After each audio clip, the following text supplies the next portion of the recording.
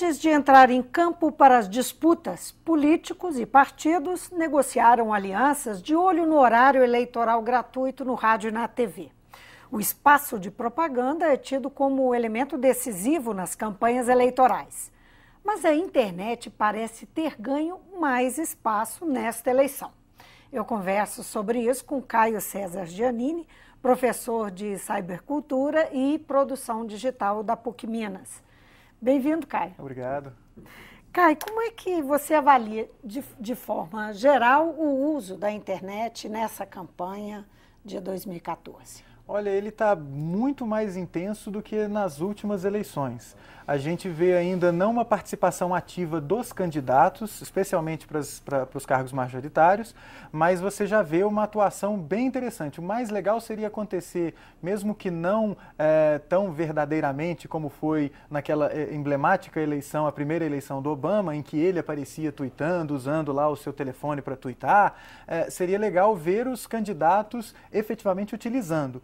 Mas, apesar disso não ter acontecido, a gente percebeu que há uma atenção muito especial para as mídias sociais, pelas plataformas sociais por parte das campanhas, né? A gente tem alguns dados aqui, que foi o Datafolha que fez, né? O Instituto Datafolha soltou uma pesquisa dizendo que quase 20% dos entrevistados dizem que as redes sociais influenciaram muito o voto no primeiro turno. E outros 20% que influenciaram um pouco. Comparativamente, são dados significativos? Eu acho que são bastante significativos, porque a partir do momento que a gente começa a perceber um amadurecimento do uso dessas plataformas sociais, a gente começa a entender que são fóruns de discussão como qualquer outro fórum de discussão. São espaços para conversa, troca de ideias, como qualquer outro. Então, da mesma forma que uma mesa de bar, uma reunião de família, o almoço de domingo serve para você convencer alguém ou para você mostrar a alguém alguma coisa que te convence, ali agora é um espaço com um potencial alcance muito maior. E uma característica muito interessante que é a não necessidade, a assincronicidade da conversa. Você não precisa estar no mesmo lugar, no mesmo momento para conversar. Então eu posso ter escrito alguma coisa de manhã, você lê de tarde, responde de tarde, eu respondo no outro dia, e uma conversa se constrói e que tem uma plateia. E essa plateia pode ser influenciada. Então as pessoas estão utilizando essas plataformas de uma maneira mais, eu diria, mais amadurecida agora. Amadurecida por quê?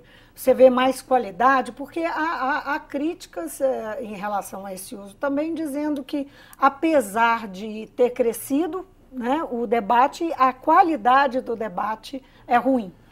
Olha, eu acho que tudo vai depender de quem você está seguindo, com quem você está conversando e o que você está falando. Claro, aí é o último determinante da qualidade da conversa, mas dá para você ver muita gente interessada numa conversa mesmo, num debate interessante para troca de ideias. Claro que vão ter aqueles que não estão ali para trocar ideias, eles estão ali para atacar. Isso vai acontecer em qualquer lugar. Não é característico desse espaço.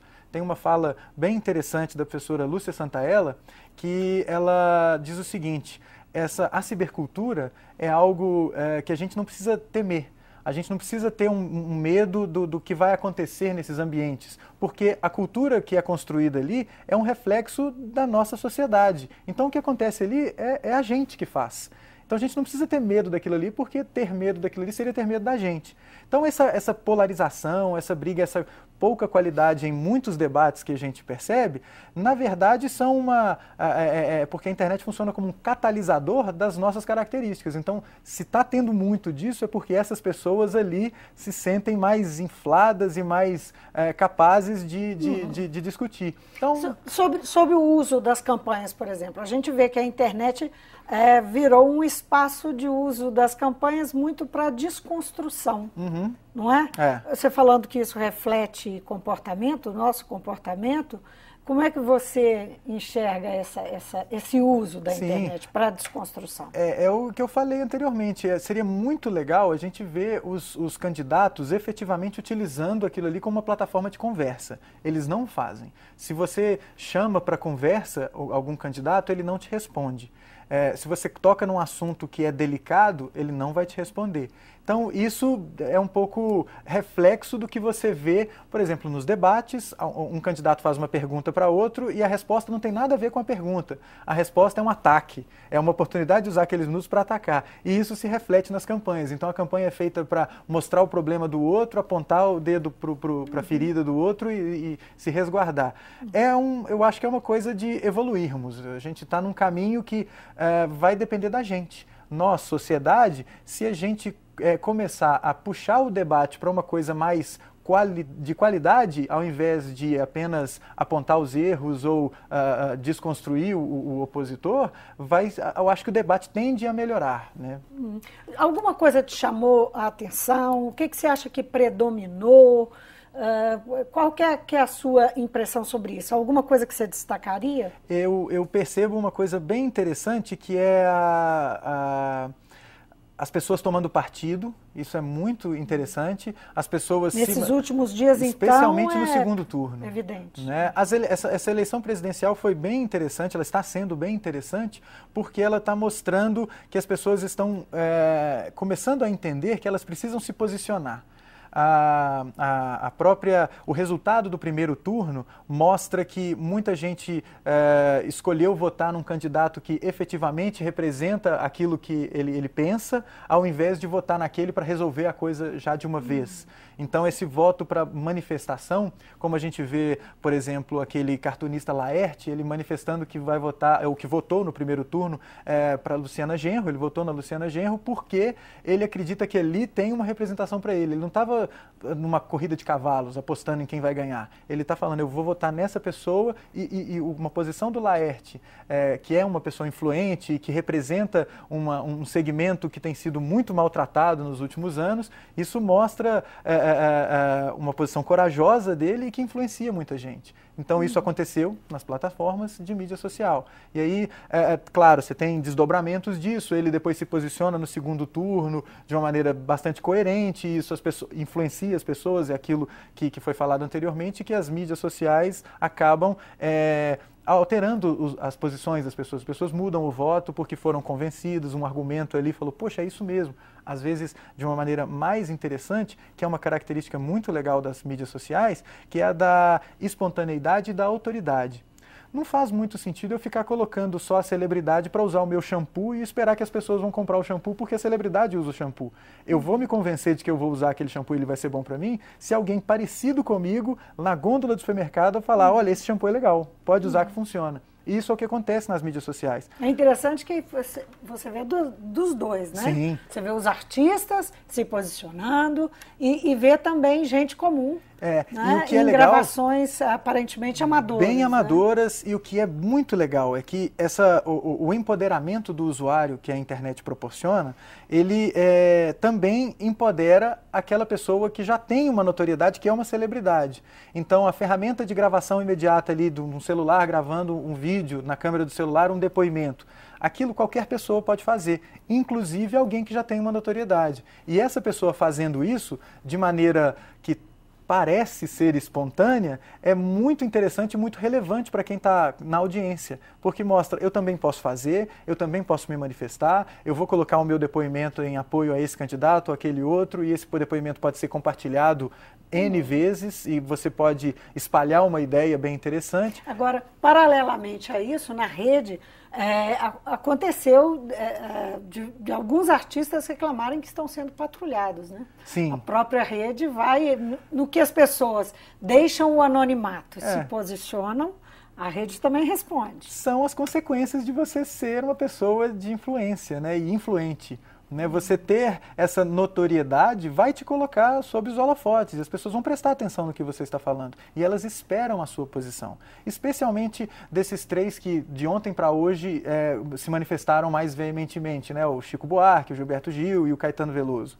Então as pessoas esperam deles porque foram pessoas exiladas durante o regime militar, são pessoas que têm um histórico de luta e associação política na sua produção artística. São três ícones da música. E as pessoas esperam deles, assim, qual é o posicionamento dele? Ele já foi ministro, o que ele vai falar, o que ele vai deixar de falar? Então as pessoas esperam isso deles. especialmente, e dos que também estão proeminentes. É claro que aqueles que não são caricatos, né? Ninguém espera o posicionamento sei lá, da mulher da vez, lá, da mulher fruta da vez, mas esperam o posicionamento daquele artista que a gente sabe que, né, tem um histórico de atuação. Né? Agora, um dado interessante, que também a pesquisa mostrou, é a divisão de uso das redes sociais. Né? Aqui está dizendo que o Datafolha, de 75% dos internautas inscritos em redes sociais, 75% estão lendo notícias sobre as eleições por meio das suas contas. Isso. 68 usam Facebook para ter informações, 41 WhatsApp e 11 o Twitter. Não é? É possível ter um cenário assim, mais ou menos claro de como que a população está usando, né? Com esses dados é possível essas plataformas fazer uma leitura, sim, né, desse uso? Essas plataformas, especificamente o Facebook e o Twitter, que são plataformas mais públicas, né? O WhatsApp você participa de grupos, você entra em grupos e etc., a coisa não é tão pública. Mas o Twitter e o Facebook, eles proporcionam uma coisa que é a reunião de informações de diferentes fontes, de múltiplas fontes, recomendadas, curadas, né? Então todas as pessoas que estão ali presentes e que recomendam e compartilham links, estão fazendo um trabalho de curadoria. Então isso dá um valor para essa rede muito interessante. Então você escolhe seguir algumas pessoas que você entende serem pessoas que te interessam, e essas pessoas escolhem notícias e compartilham com as suas audiências, esperando trocar ideias, esperando discutir alguma coisa, verificando se tem alguma coisa errada. Falou, olha, achei isso daqui, será que confere? Alguém pode me ajudar? Então, essa troca é muito legal e é muito interessante o fato de essas plataformas serem centralizadoras. Então, você entra lá no Facebook, você vai ver um feed de notícias repleto de recomendações de vários dos seus amigos. Então, ele acaba sendo mais legal para você do que a página inicial de um portal. Porque na página inicial, você está vendo um filtro que é de um editor que você nem sabe quem é. Agora ali, os editores daquela página que está construída na sua frente são as pessoas que você já escolheu, que você quer seguir, que você quer que te digam alguma coisa.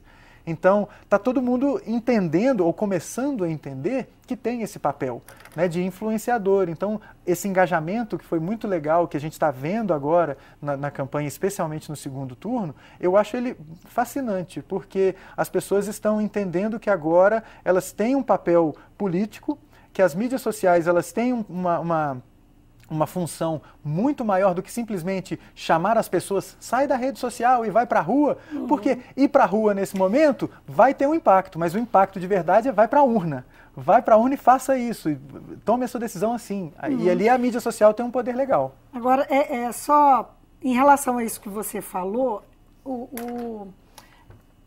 os veículos tradicionais, eles vão, de qualquer maneira, o conteúdo deles vão estar ali nesse feed de notícias que está selecionado pelos seus amigos. Claro. Não é? O conteúdo, ele permanece. A edição, as pessoas vão escolher essa notícia em detrimento de outra, mas, de qualquer maneira, o conteúdo está sendo gerado pelos veículos tradicionais. Sim, eles são mais uma fonte. Tanto que você pode perceber em várias discussões no Facebook ou no Twitter a contestação da origem da notícia.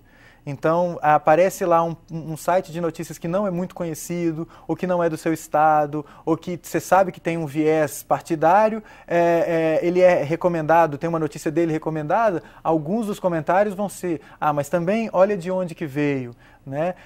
Olha, mas esse portal, esse blogueiro, você sabe que ele é filiado a esse partido, então é claro que ele vai falar isso. Então, esse tipo de reflexão acontecendo em cima dessas publicações pequenas, também alavanca uma reflexão para com as publicações dos grandes. Então as pessoas começam a questionar, mas essa revista a gente sabe que ela tem uma inclinação assim, essa outra revista a gente sabe que ela tem uma inclinação assada. Olha, mas esse jornal, o dono dele é amigo desse candidato ou dessa candidata. Então isso começa a aparecer. As pessoas começam a fazer jornalismo comparado diariamente. As pessoas começam a fazer uma coisa muito legal, que não é assumir o trabalho do jornalista, mas é entender que o jornal, do jeito que ele chega para a gente tradicionalmente, impresso, ele é só mais uma fonte. Tem outras várias que também foram escritas por jornalistas e que às vezes não chegariam até os nossos feeds de notícia, e agora chegam, e isso é muito legal, né? Diante disso, você diria que a gente pode falar em participação política nas redes sociais, de fato? Usar essa expressão? Eu acho que, claro, vai depender de quem você está seguindo, de como você está atuando, porque tem muita gente que nesse momento preferiu se desligar do Facebook, porque já está com seu voto resolvido e não quer se enraivecer com as posições dos amigos e etc. Mas eu acredito que dependendo das suas escolhas ali, do que você faz ali dentro, você está, assim, tendo uma atuação política bem interessante. Por quê? Diferentemente do que aconteceu em 2013 naquelas manifestações, que o chamado era para ir para a rua e se manifestar. Tanto que a coisa se esvaziou porque eram tantos os motivos de insatisfação que não teve uma posição consolidada. Era muita gente diferente protestando por coisas diferentes. Agora você tem essa polarização dos dois candidatos no segundo turno para a eleição presidencial e os seus amigos divididos ali, entre aqueles que apoiam o candidato A e os que apoiam o candidato B. Tem gente fazendo, inclusive, inimigos, né? Amigos se tornaram inimigos. Sim, o que eu não vejo algo como ruim, não. Porque esse tipo de discussão também se acalora numa mesa de bar, também se acalora lá no almoço, na casa da avó, no domingo. O que está acontecendo é que agora essa discussão está permanente. E você tem o tempo todo a possibilidade de acalorar o debate, a jogar mais uma argumentação, e aí é lógico, vão ter aquelas pessoas que estão ali só para fazer barulho, para jogar uma notícia só para contestar ou só para encher a paciência, mas faz parte. No mundo existem pessoas assim, mas dá para separar o joio do trigo com facilidade. E é muito legal, porque muita gente pode ser convencida. Eu vi muita gente sendo convencido no primeiro turno, especificamente. No segundo a coisa já estava mais decidida, né? Falando sobre manifestações, só para a gente encerrar uma última perguntinha que a gente não podia deixar de tocar, essas manifestações também passaram por coisas lamentáveis, assim, preconceito social, racial, enfim, ataques de baixíssimo nível, né? Exploração do preconceito mesmo. Você diria que é só uma manifestação, que é assim mesmo, que faz parte? Como é que é? Faz parte, mas é uma parte muito chata de se perceber que ela existe. Na verdade, a gente sempre soube que ela existe. A gente mascarava muito, né? A gente sempre soube que existe uma tensão, um conflito Nordeste com Sudeste, com Sul. E é aquilo que foi falado anteriormente. Essas plataformas permitem que a sociedade apareça ali. Então, aquilo que às vezes não aparece na mídia de massa, que é a manifestação de ódio, é a pessoa que xinga o jogador de futebol na ocasião do campeonato de futebol, é a mesma pessoa que xinga o morador de outra região do seu país. Essa emergência pode ser positiva de alguma forma? Eu acho que a consequência é positiva, porque para a gente resolver um problema, a gente primeiro tem que reconhecer que ele existe. E se a gente fica falando que o Brasil é um país pluricultural e que realmente as coisas, todo mundo se dá bem e tudo assim, a gente está só mascarando a coisa. Aquele ódio das pessoas que começou a aparecer naqueles vídeos até da mídia de massa, de veículos como a Folha de São Paulo, a Veja, que fazem aquelas reportagens de vídeo para colocar nos seus sites, que mostrando a reação das senhoras de Higienópolis para com os rolezinhos, o rei do camarote. Essas manifestações que, é claro, tem uma agenda por trás daquilo ali, mas que são bem caricatas, deixam transparecer uma coisa que ficava ali subjacente. A gente sabia que existia essa tensão social, mas ela não aparecia. Agora, nessas plataformas, ela aparece.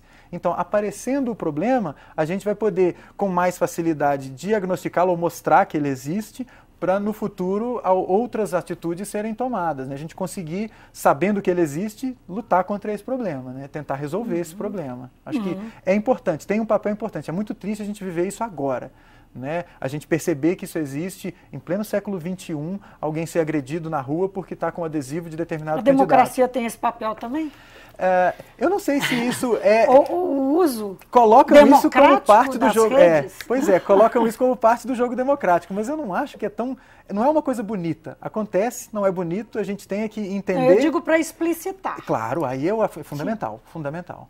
né? É importantíssimo que exista esse tipo de, que apareça, que as pessoas gravem, denunciem e reportem, porque vai conscientizar. Eu já tive uma posição que era de contestar esse chamado ativismo de sofá. Você reclamar na sua casa, no conforto da sua casa, daquele rapaz que atropelou os ciclistas em Porto Alegre há alguns anos. Você fazer isso no Facebook é muito confortável, não traz um resultado imediato, prático nenhum. Mas acompanhando os acontecimentos, eu mudei bastante de ideia. Eu começo a perceber que esse tipo de manifestação, embora não tenha um resultado prático imediato, percebível, dá para você ver uma mudança cultural ao longo do tempo. Porque é aquele negócio, as pessoas precisam ver que existe um problema para mudar de atitude. Então, essa exibição das feridas é interessante para que as pessoas mudem de atitude no futuro, a médio e longo prazo. Caio, foi um prazer ter você no Mundo Político. Eu que agradeço. Eu conversei com o professor de Cybercultura e Produção Digital da PUC Minas, Caio César Giannini. Ele é publicitário, doutor em administração, ligado a redes sociais. Exatamente. Né, e veio conversar conosco justamente sobre as redes sociais, o uso da internet nesse período das eleições, e especialmente nesse momento de reta final de segundo turno, em que ela está fervilhando. O Mundo Político fica por aqui. Obrigada por nos acompanhar e até o próximo programa.